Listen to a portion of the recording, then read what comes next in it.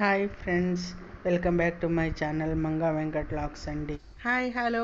ఈరోజు చాలా సింపుల్గా ఒక మంచి కూర రెసిపీ చూపిస్తానండి. వంకాయ కొత్తిమీర కారం కూర సూపర్గా ఉంటుంది. చాలా చాలా బాగుంటుంది.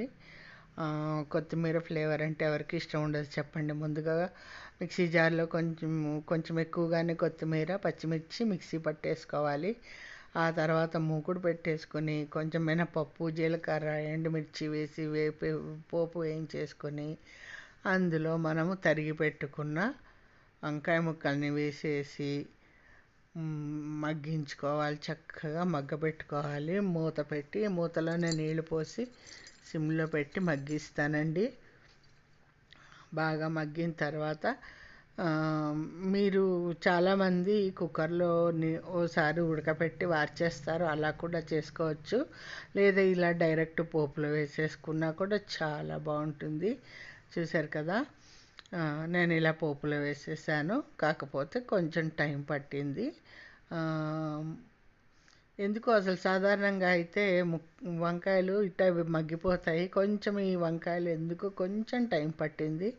అందుకోసం నేను మూతలో నీళ్లు పోసి కాసేపు ఎక్కువ టైం తీసుకుంది మగ్గడానికి.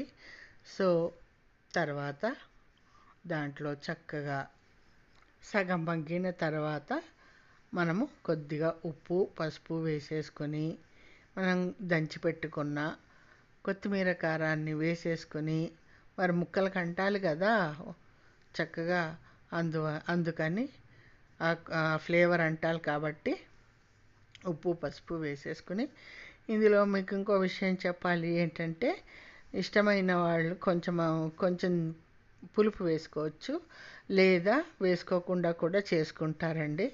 రెండు రకాలుగా కూడా చేసుకోవచ్చు. నేను మామూలుగానే చేసేసాను. చాలా బాగుంటుంది కూర.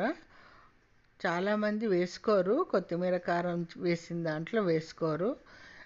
మీకు అల్లం పచ్చిమిర్చి కూర వేరు, కొత్తిమీర కారం కూర వేరు.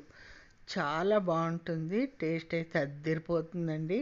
వేడి అన్నంలో నెయ్యి వేసుకొని తింటే సూపర్ డూపర్గా ఉంటుంది. తప్పకుండా ట్రై చేయండి. చాలామందికి తెలుసు అనుకోండి, కాకపోతే సింపుల్గా ఎలా చేసుకోవాలో మీకు చూపిస్తున్నాను. ఈ కాలం పిల్లలకి తెలియదు కదా. నెక్స్ట్ ఏంటంటే అప్పడాల పిండి చేశానండి. అలాగే చారు పెట్టేశాను. చారు పొడి రెడీగా ఉంటుంది కదా మనకి ఎప్పుడు. ఆ చారు పొడితోటి చక్కగా చారు పెట్టేసాను. టమాటా వేసేసి అలాగే అప్పడాల పిండి రెడీ ఎందుకో అప్పడాల పిండి తినాలనిపించిందండి ఇవాళ. అందుకని పావు కప్పు పెసరపప్పులో పావు కప్పు మినపప్పు వేసి ఇంగువ పాలు ఉప్పు కారం వేసేసి మన కారంకి తగ్గట్టుగా కొంచెం నూనె కూడా వేసేసుకుని కలిపేసుకున్నాను.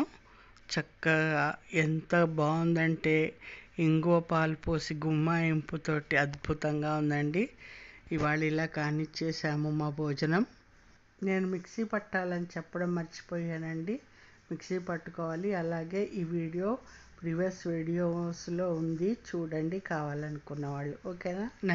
నచ్చితే ఓ లైక్ చేయండి, షేర్ చేయండి, సబ్స్క్రైబ్ చేయండి.